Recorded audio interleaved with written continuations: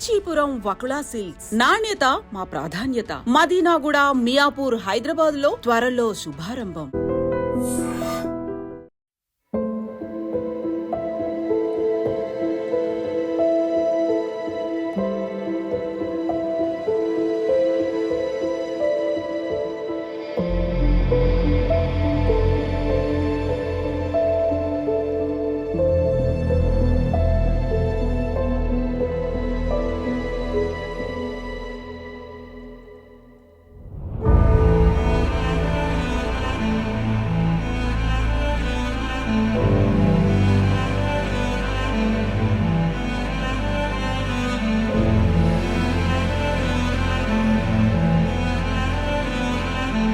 SLBC tunnel కి సంబంధించిన incident దగ్గర మనం ఉన్నాం.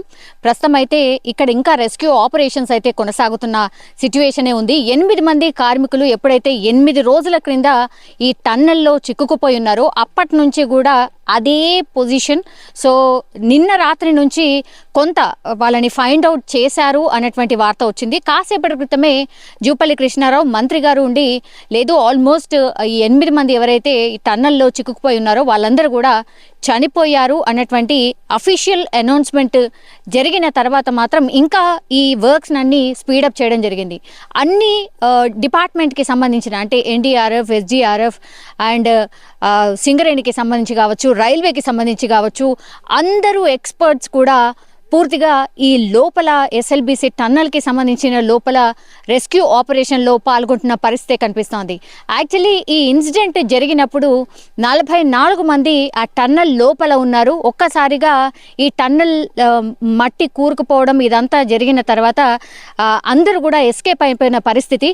బట్ ఎప్పుడైతే ఈ టీబీఎం మిషన్ ఏదైతే ఉందో, అంటే ఈ టీబీఎం మిషన్ ఏంటంటే లోపల టన్నల్ లోపల ఇది చాలా పెద్దగా ఉంటుంది. మన ఫ్యాన్కి ఎట్లయితే ఇట్లా ఒక పెద్ద రౌండ్ షేప్ ఉండి దానికి రెక్కలు ఉంటాయి కదా, సేమ్ అలాగే ఇప్పుడు ఆ లోపల తవ్వడానికని అతిపెద్ద మిషన్ని యూజ్ చేస్తూ ఉంటారు. సో అది మిషన్ 150 ఫీట్లకు సంబంధించిన మిషన్. అందులో టెక్నీషియన్స్ ఉంటారు, అట్లాగే కార్మికులు ఉంటారు. వీళ్ళందరూ కూడా 150 ఫీట్లకు సంబంధించిన మిషన్, ఆ టీబీఎం మిషన్లో ఆ రోజు కూడా రోజులాగానే ఆ రోజు కూడా ఆ మిషన్లో ఎక్కి అలా డ్రిల్ చేసుకుంటూ వెళ్తున్నటువంటి టైంలో 8:30 అంటే మార్నింగ్ షిఫ్ట్లో ఉన్నటువంటి వాళ్ళు 8:30 ప్రాంతంలో ఒక్కసారిగా మట్టి పిల్లలన్నీ విరిగి పడిపోవడం, ఆ తర్వాత ఆ టన్నల్ లోపల ఎప్పుడైతే ఈ సాయిల్ లూజ్ అయిపోయిన సాయిల్ మీద పడిపోయింది కాబట్టి వీళ్ళందరూ అందులో చిక్కుకుపోయారు అనేటువంటి మాట చెప్తున్నారు. అయితే ఆ మిషన్ కింద అంటే అటువైపు కొంతమంది ఉన్నారు, ఇటువైపు కొంతమంది ఉన్నారు.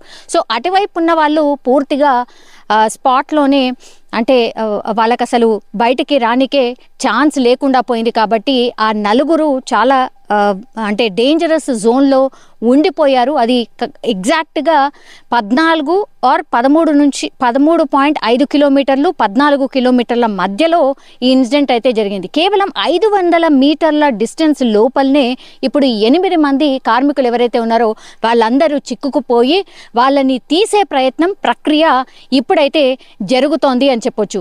ఎగ్జాక్ట్లీ మనం చూడొచ్చు, ఇది కంప్లీట్గా మనం అంటే ఈ టన్నల్కి వెళ్ళే దారి పక్కన మనం చూడొచ్చు. పూర్తిగా ఇది కృష్ణా వాటర్కి సంబంధించి అనమాట.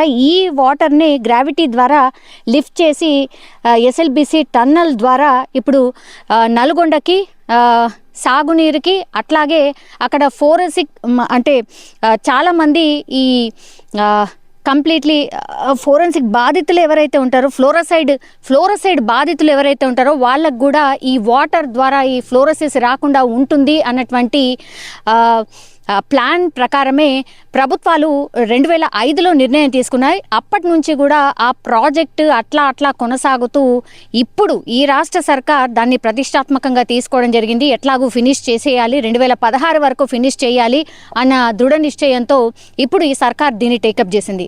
మంచి ప్రయత్నంగానే దీన్ని టేకప్ చేసినా కూడా ఎస్ఎల్బిసి టన్నల్లో అనుకోకుండా జరిగినటువంటి సంఘటనతో ఇప్పుడు ప్రభుత్వం వాళ్ళు 8 మంది కార్మికులు ఎవరైతే చిక్కుపోయి ఉన్నారో వాళ్ళని బయటికి తీసుకురావడానికైతే విశ్వ ప్రయత్నాలు చేస్తోంది అనుకోవచ్చు. వాళ్ళ పేర్లు వచ్చేసి మనోజ్ కుమార్, ఈయన ఉత్తరప్రదేశ్కి సంబంధించిన వ్యక్తి, ఈయన ప్రాజెక్ట్ ఇంజనీర్. ఇంకొకతను శ్రీనివాస్, ఈయన ఫీల్డ్ ఇంజనీర్, ఈయన కూడా ఉత్తరప్రదేశ్కి సంబంధించిన వ్యక్తి. సందీప్ సాహు, ఈయన కార్మికుడు జార్ఖండ్ నుంచి. జటాక్స్, ఆయన కూడా కార్మికుడు జార్ఖండ్ నుంచి. సంతోష్ సాహు, ఈయన కూడా కార్మికుడు జార్ఖండ్ నుంచి. అనుజ్ సాహు కార్మికుడు, ఈయన కూడా జార్ఖండ్ నుంచి.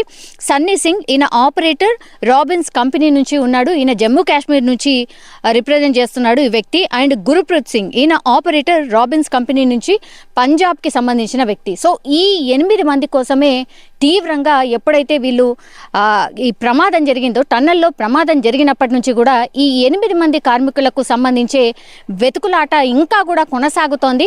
అయితే 4కు సంబంధించిన జాడ దొరికింది అని కాసేపటి క్రితమే జూపల్లి కృష్ణారావు అనౌన్స్ చేయడం జరిగింది. సో ఈ డేంజరస్ జోన్ ఎక్కడైతే ఉందో 13.5 కిలోమీటర్లు 14 కిలోమీటర్ల మధ్యలో ఎప్పుడైతే ఈ ఇన్సిడెంట్ జరిగిందో అక్కడే వీళ్ళు కూడా చిక్కుకుపోయి ఉన్నారు అనేటువంటిది గుర్తించారు.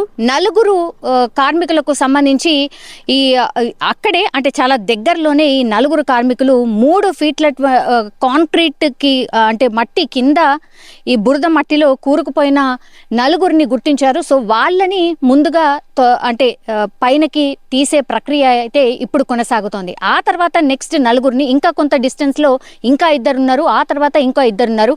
జీపీఆర్ టెక్నాలజీ ద్వారా వీళ్ళని ట్రేస్ చేసి ఒక పిక్ ద్వారా వాళ్ళని ఐడెంటిఫై చేసి ఇక్కడ ఉన్నారు అనేటువంటిది, మనుషులు ఇక్కడ ఉన్నారు అని మాత్రమే ఫైండ్ అవుట్ చేశారు.